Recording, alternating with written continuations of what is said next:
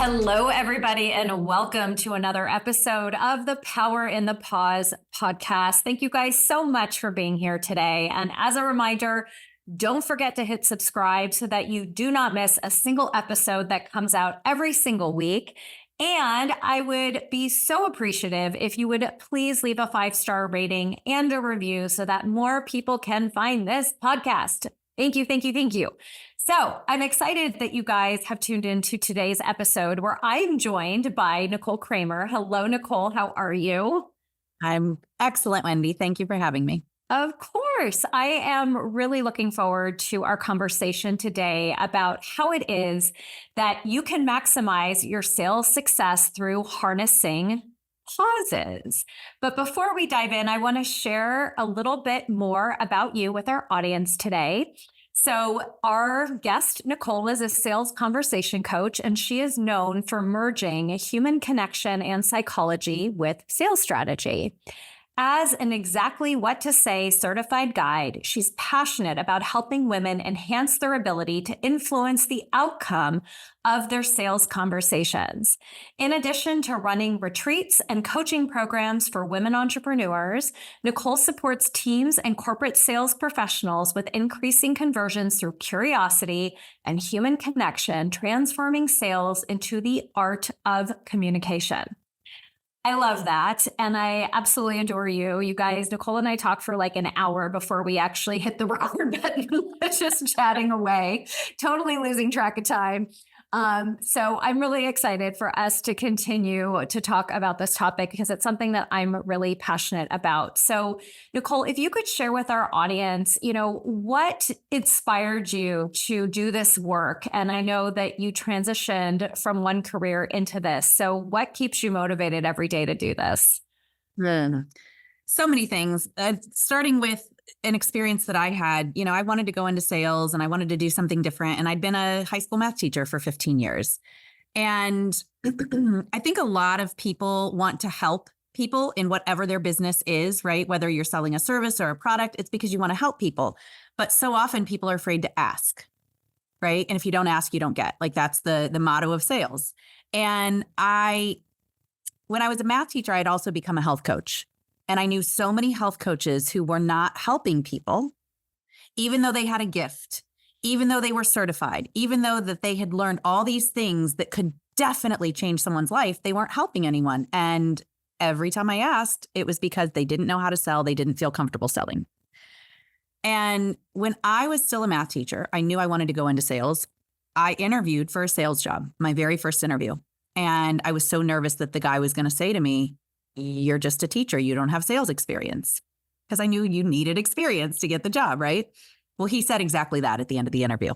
He said, I am pleasantly surprised you knocked this out of the park, but I'm going to have a hard time hiring you over the 89 internal people who want this position because you've never sold anything. Your resume just says teacher. And I said, well, I sold math to teenagers for 15 years and nobody wanted to buy that. That's brilliant. Thank you. And it was not planned. It came through me. Thank you, God, for delivering that line to me in that moment, because what it did for me in that moment, Wendy, is it got me on to the next round. Because the guy looked at me, he goes, "Whoa, that was good. You're good." He goes, "You know what? Will you go on a ride along with one of my guys?" I said, "Absolutely." He said, "Will you make a 30, 60, 90-day business plan?" I said, "Yeah, you betcha." And I walk out of there and I call my friend who got me the interview. I said, "What the hell's a 30, 60, 90-day business plan? I don't know what I'm going to do, but I'm on to the next round," right? And in that moment, like I said, it served the purpose of moving me on to the next round, which was a big win. Since then, what it has done for me time and time again is reinforce the fact that we are all salespeople. We are all in the business of selling something. And in my mind at that time, I still thought sales was a transaction. Sales is not a transaction. It's a relationship. The transaction just happens to be a byproduct of the fact that you've helped someone arrive at a decision that they want help with something and they've identified that you're the person that can help them. And for me to understand that at that level, and then to see so many people who have an ability to help people who aren't helping them, I thought, how can I bridge this gap? Because by God, if I can go after 15 years of being a high school teacher and go into the corporate world and become number one in sales in my company, then other people can do it. And I want to show them how. And it bothered me that so many people were sitting around on their certifications, not doing anything. And so I started helping health and wellness coaches. That's how it started for me, because I knew so many of them because I was one. And then it turned into a lot of different industries. And really at the heart of it, it's always been about helping women too, because I want women to understand their power. And I want them to understand that it doesn't matter what you've done or where you've been or that you don't have experience. This is something that's available for you. It's here for you. And it doesn't need to be too fancy. It really is about building relationships with people and helping them solve their problems. Yeah, I love that. And coming out of the ad sales world in corporate America for 20 years, I don't think I fully understood that until probably the last couple of years of my job. But ultimately, once I left and became an entrepreneur, and I remember even being in that world, like anytime there was silence, I would get uncomfortable. But as you know, when there's moments of silence, right, or as I call moments of pause, they're actually powerful moments. So how does the pause, right? Intentional pauses contribute to being able to build stronger relationships with clients when you are engaged in a sales type conversation. Yeah, I love this because I think, especially from a corporate background that you and I both have, I don't know that we're always allowed to have the pause. And what I mean by that, there's such a target on our back. It's all about the activity. It's all about the go, go, go. It's all about the ABC, always be closing. And there's this push. And listen, I did things my way. I still figured out how to do things my way. It wasn't always, it didn't always go over well in my corporate job, but it made me super successful when I just stuck to my own, integrity of things and did things my way. And what I've learned and what I teach now, and that I'm so happy to be out of corporate and not have that pressure, is when you slow things down, it speeds them up. When you slow things down, it makes it not about you, because by the way, the sale is not about you anyways. And what we're really doing is helping someone arrive at a decision that they already wanted to make and that they knew on some level that they needed to make, but maybe they were having a little bit of trouble making. But it's still not your job to tell them what to do, because nobody wants to be told what to do. So when we're willing to slow it down and stay curious and ask good questions that allow someone else to hear their context, in addition to us hearing it, when they hear it, it helps them realize, whoa, I do need to do something about this. This is a problem worth my attention. This is a problem that I actually want to take action on. For us to hear that context, it helps us relate to them and understand them better. And sales is all about trust. People buy from people they know, like, and trust. And you can't develop trust overnight. You have to develop it over time. So that pause, that slowing down, is what truly allows someone to learn to trust you and feel connected to you. And if you take the time to stay curious and you gather context and you now can relate to them and say, I know you, I get you, I see you, I've been you, I understand you, I've helped people like you, whatever it is that you can say, you're hitting the show me that you know me button. Now, all of a sudden, you're not giving advice. You're not saying, I think you should do this. You're saying, because of the fact that you said, I would recommend you look in this direction. Now you're just making recommendations based on what somebody else said, and you're allowing them to feel like it's their decision, because it is. It is. So that's all we're doing. We are professional mind maker-uppers when we're helping someone arrive at a decision to improve their life in the way that we are able to help them do that. I love how you position that. It's so powerful and it makes it sound so easy. So what are some other techniques or strategies that you have seen be effective in helping people pause in those conversations? Well, a couple of things. First of all, the person in control of the conversation is the person asking the questions, right? So when we're asking questions, that's the pause. Because what we're actually doing is giving somebody the opportunity to share. And our role in that moment is to listen. Because the share is quite often what actually shifts their perspective. And I'll share a quick story with you. Years and years ago, I was on the phone with who was about to be my first business coach. And it was a sales call, and I had signed up for it because I just knew on some level that she was something that I needed in my life. I'd been flopping around like a fish out of water trying to figure out how to start my own business, and I had started it, but knew I needed some help. And so I get on this call with her, and for about 20 minutes, she asks me a bunch of questions. And as I'm sharing, I'm like, yeah, I don't know how to do this. Yeah, I haven't been able to figure it out. Yeah, I do want more clients. Yeah, I want to know this. Yeah, I want to, and I can't do this and I can't do that. For 20 minutes, I shared why I had not made any progress towards the direction that I wanted to go in. And, through a series of additional questions, we arrived at the fact that what she offered might very well be the exact thing that I needed.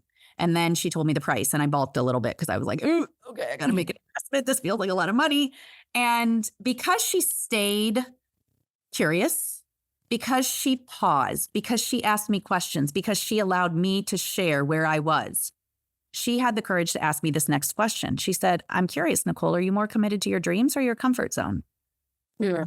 She had every right to ask me that question because I had just spent 20 minutes of my life telling her all the reasons why I hadn't been able to figure it out. And now I'm at the point where I'm about to say, no, thank you. I don't need this.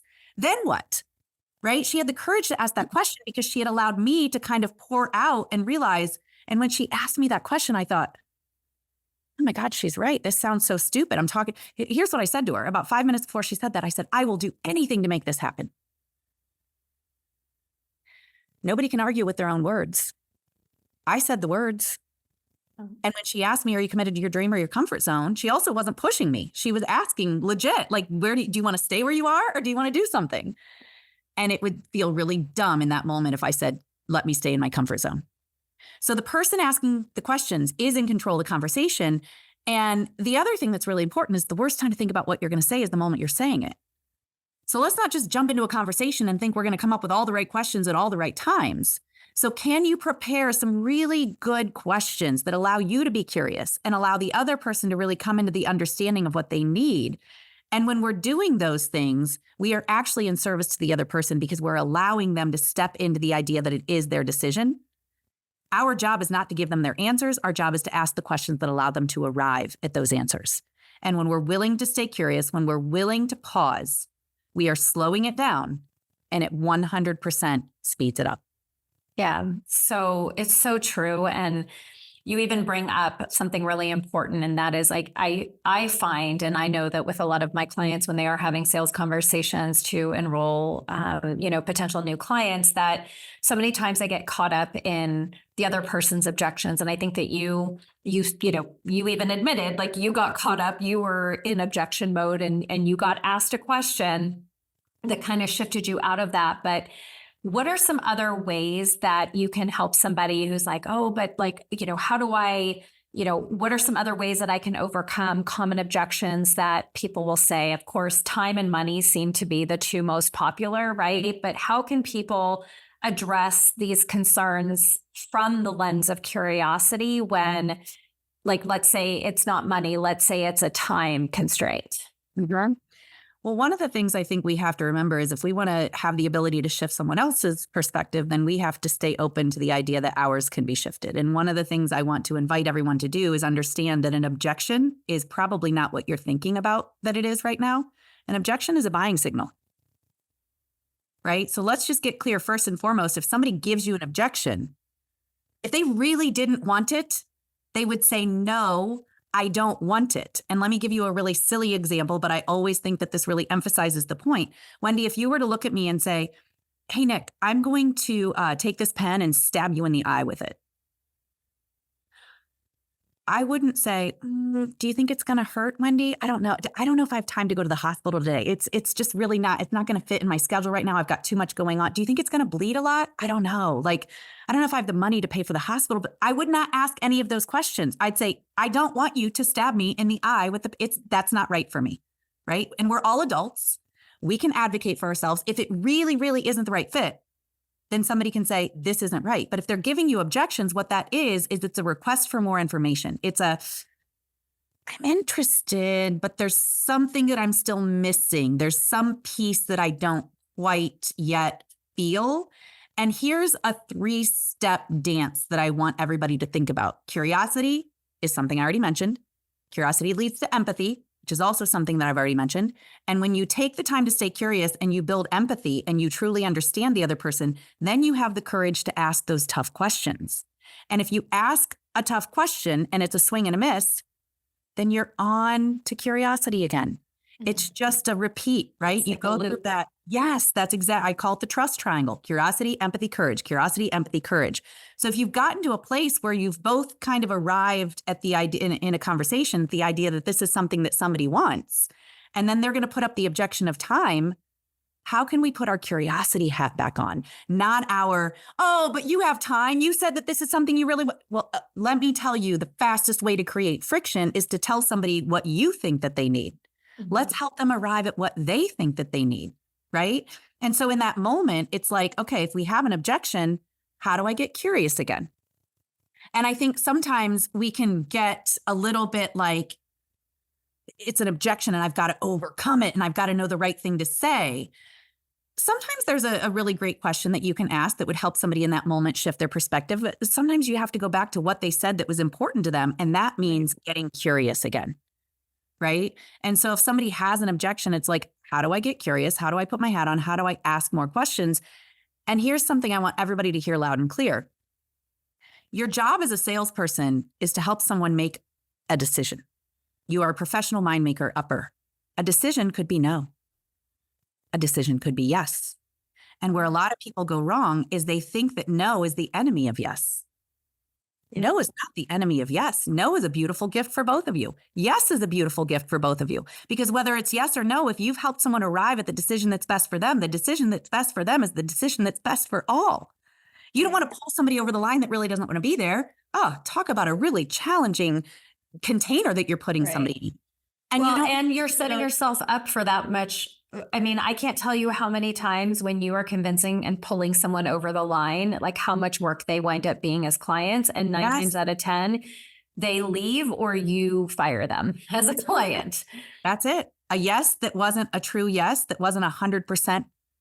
Can I say that word? Fuck yes. Yes. Is not a yes that you want, because that's exactly what it's going to be. It's going to turn into resentment. It's going to turn into challenges.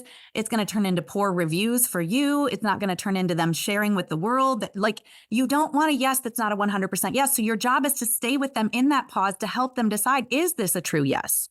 And people do need help making decisions because change is hard. Yeah. Change is hard for all of us. And so sometimes it's like, I want to say yes, but I'm afraid. And what I always tell people, let me just share one of the things that you can say. Listen, I like to call it out. Let's talk about the elephant in the room. So if somebody's like, I don't know, and they're kind of hesitating and they're hemming and hawing, I'll say, hey, I'm hearing that there's a version of you that really does want to do this. And I'm hearing that there's a version of you that's a little hesitant. Which version of you would you like me to support right now? I'm not here to talk you into anything. But I'm going to call out where we're at. Where we're at in the conversation is you shared X, Y, and Z are things that you know that you really want to work on, right? And if you've taken the time to pause and pull all that information out, then you've got that information when it's important towards the end. Or you might say, hey, this sounds like it might not be the right time for you. I'm hearing some hesitation and I'm hearing some, concern about whether or not this is right for you. Is there anything that, here's what I've asked before, is there a reason why you're not just saying no? I'm all about honesty. I'm all about, let's just get it out there. I'm not here to talk you into anything that you don't want to do. I'm here to help you make a decision that's best for you. And if no is the right decision for you right now, let's make sure that it's a no. I, no matter what, by the end of our conversation, want to leave you better off than you were when we started this conversation. And the only way I can leave you better off is if I'm committed to serving you. And what that looks like is helping you arrive at, is this right for you now, or is this not? And I'm not attached to either one of those. I'm attached to helping you arrive at the best decision for you. Right. And I'll pre-frame that at the beginning of the conversation because I'm not here to talk anybody into anything, but I also would be remiss if I didn't help someone say the answer that they really want to say. And who am I to be their coach or to do anything for them if I can't help them in that moment make that decision? And so sometimes we need to read our audience and we need to know, is this something that you really want to say yes to? And if so, how can I support you in doing that? Yeah. Well, so let me ask you this. So many of us get into, that mindset or that place where we're like, I got to make income. I've got to hit my numbers this month. I need to get clients, blah, blah, blah, blah, blah. Right. And so everybody creates kind of like this urgency within themselves of, I got to close the sale. I have how many sales calls this week? I need to close X number of people. Like I've got to bring revenue in. So how would you recommend that somebody sort of strike this balance between creating a sense of urgency, right, in closing sales, right, but also recognizing that the energy of urgency is kind of the opposite of like being in the pause. So how, like, what are some techniques, or how can people kind of, when they find themselves kind of amped up in urgency, take a breath and get back into that pause moment to be able to really reground themselves in what they're there to serve their clients for? Well, I think, yeah, no, I think this is a great question, because first of all, we're being salesy in that moment because we're making it about us. Right. Right. If this is about, I need this sale for me, then you're not going, because I have a lot of clients that come to me and they're like, but I need this sale. So are you willing to be out of integrity with what this person might need just to serve your own interests? Because by the way, nobody is your source. Nobody is your source. Money does not come from people. It comes through people. God is your source. So ultimately, we can't look at any one person to be the reason that we are or are not going to be able to make payroll. That probably means you need a lot more opportunities in your pipeline that you haven't taken the time to create, right? If we were to go fully back, you need more opportunities. You're putting too much pressure on one or two opportunities. That means you haven't created enough for yourself. So that's what I would say from a sales coach perspective. How can you put more opportunities in front of you so that you're not putting that pressure on anyone, nor on yourself, for that one thing to have to be a yes? I think that that's super important in and of itself, because I know a lot of people don't create enough opportunities for themselves. And then they're looking to one or two people to actually be the yes. And that puts a lot of wonky pressure on a lot of people for the wrong reasons. Yeah. So I would say, where are you in a position to ask more questions to more people who can create more opportunities for you, instead of just putting all of that pressure in that moment on that one person to say yes, because that's about you. That's about your agenda. That's not you actually serving someone or saying, hey, I'm here to help you. And I mean, at the end of the day, if you need to make money and you need to make payroll, what other ways could you bring some money into your world that would be a little bit easier than trying to put pressure on somebody to say yes that might not actually want to say yes, or might not be the right opportunity for them? And I don't want to speak for everybody. I mean, everybody's in a different position. But if that's your case, number one, as a business owner, go create more opportunities for yourself. And if you need to, go find a way to make some money that's easy, that's not putting pressure on somebody to do something that really isn't right for them. Yeah. And I also feel like there's so much talk out there right now where it's like, you've got to close them on the first sales call, like one call closing, right? And I'm so glad you're shaking your head, because it really drives me crazy, because I feel like that is forcing people's hand. I feel like it's forcing people out of the decision-making process that's comfortable for them. Now, don't get me wrong, you need to make a decision, right? But sometimes it takes people more than one call. So what are some examples that you have witnessed or seen, or your clients have experienced, where when you equate a pause to a second sales call, how that has significantly impacted in a positive way an outcome with a sale? I can think of a time a few years ago, a woman who was really excited. She'd been on a bunch of my webinars and a bunch of my live, presentations, and was really loving it. And she signed up for a sales call, and she'd never hired a coach before. So it was a little bit of new territory for her. And we got to the end. Everybody who gets on a call with me knows the investment before they get on the call. So it wasn't like a surprise, but we got to the end and she was really nervous to make the decision. And I said, listen, I feel like this might not be the right time for you, because I want people who, when they're stepping in, they are like ready to go. They know this was the right decision. And I respect that this might not be right for you right now, but you know where I am. I'm not going anywhere. And, why don't you hang around in my world? I've got all kinds of free resources, and see what you can do with that. And that was in August of that year. And by October, by the way, she attended every live that I did after that, because I always like to serve people wherever they're at. I've got all kinds of resources, right? If this is not the right time for you to invest and you're telling me money is the issue, how open-minded are you about making a commitment if it were free? And a lot of times they're like, well, if it's free, I'll make a commitment. Great. I've got hundreds of videos. Where would you like to start? Right? And if they're still showing up, and they're willing to make that commitment even without paying the money, to me, that says a lot. And so she stayed in my world. She was still attending all of my live presentations, and she signed up for another call in October. She said, I think the time is now. And when she got on that call, she said, first of all, you'll appreciate this because of our conversation earlier, Wendy, my dog had been on a lot of the lives with me, and she had a dog that was very similar to mine. So she got on the call. She said, first of all, I was won over by your dog. So I'm just going to tell you, I love you and I love everything you're sharing. And I also love your dog, which I think Cassie's the best salesperson I have. She's made a lot of sales for me without realizing it. But she said, I really want you to know that I appreciate that you did not pressure me the first time we had a conversation. And as a matter of fact, you gave me a bunch of free stuff. And what I now know for sure is I didn't make anything of myself with that free stuff.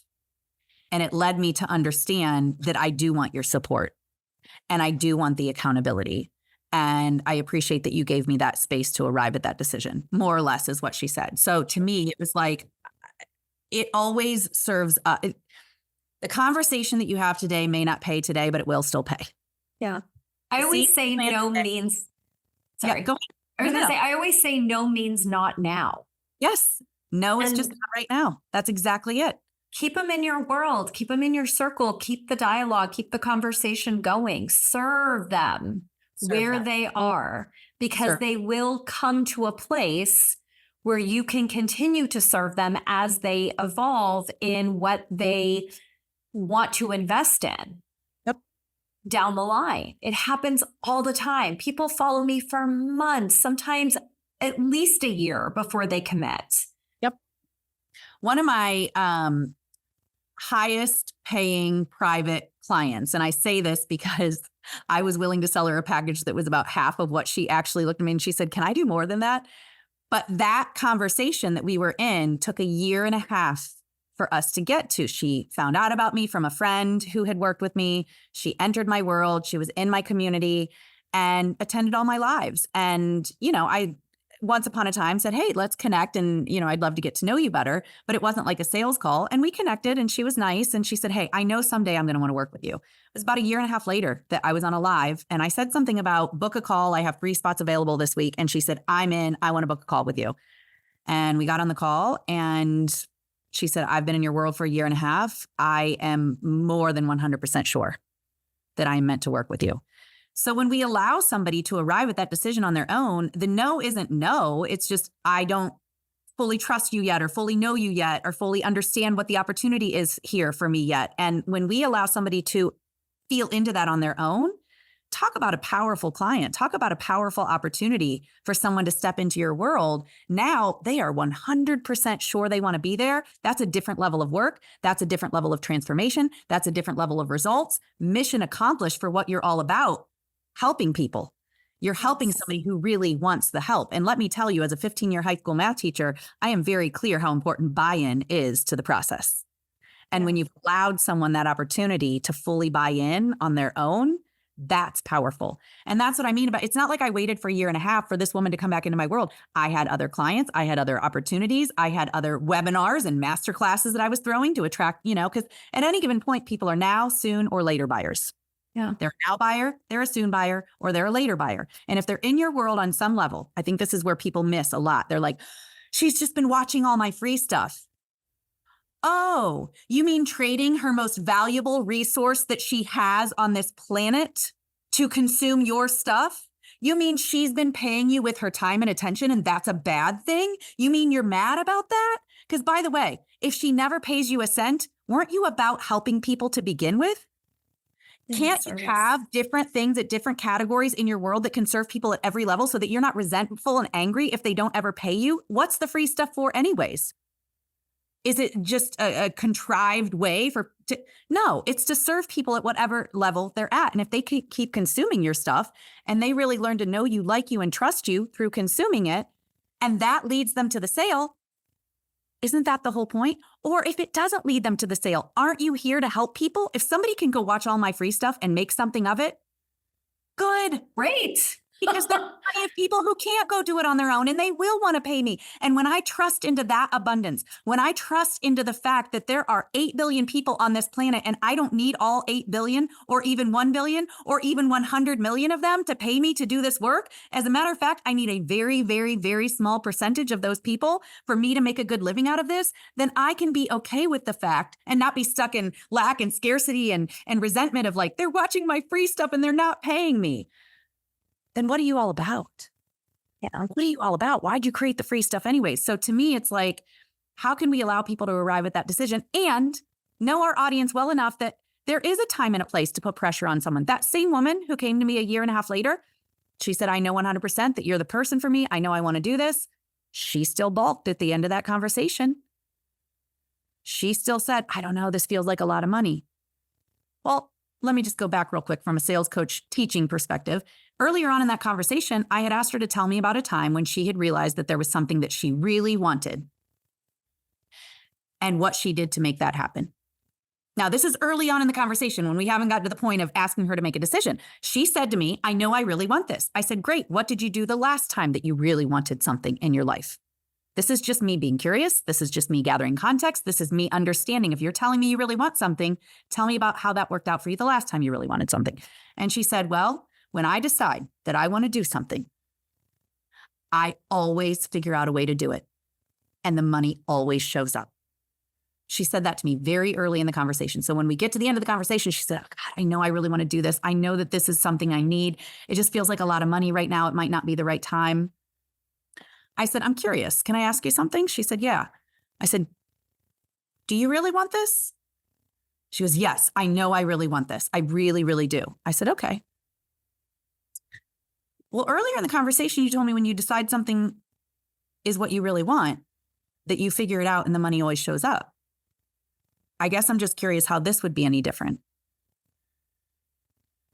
I didn't say, oh, come on, you can figure this out. Oh, come on. I just said, you told me Your words.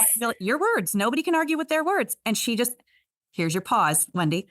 I said, how would this be any different? And then I just sat there. I wasn't taunting her. I wasn't pressuring her. I was just legit curious. I'm confused. You told me when you want something, it always works out. You told me you really want this. How would this be different? And she sat there. And she sat there, which we know the pause in a sales conversation feels like it's ages, right? Like 800 minutes have gone by. And she looked at me and she said, let's do this.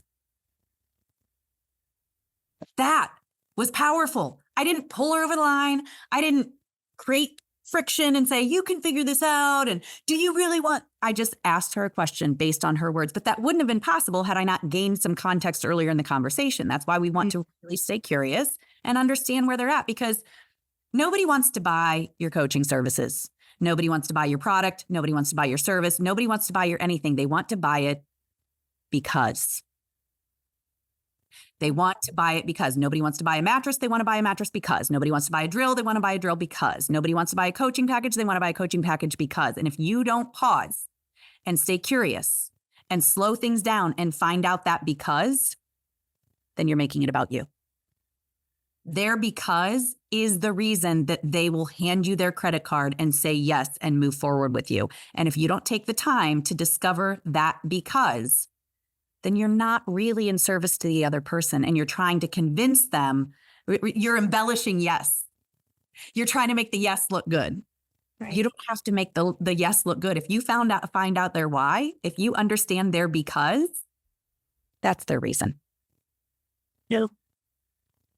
So powerful, Nicole, and such a great example. And it just speaks to how, so many times we feel uncomfortable when there's a pause, but that's so many times that's just what the other person needs. It's just a minute to think and it's a gift to give the other person a second to think through something, to think through the answer to a question. And I have learned so much. I've taken so many notes from our conversation today as well, because you've had some really great mic drop one-liners and just some really great advice. Nicole, thank you so much for sharing your wisdom with everybody today. And I want to make sure that everybody can find you. And I know that you have a freebie to offer everybody today as well. So I would love for you to share both of those things, please.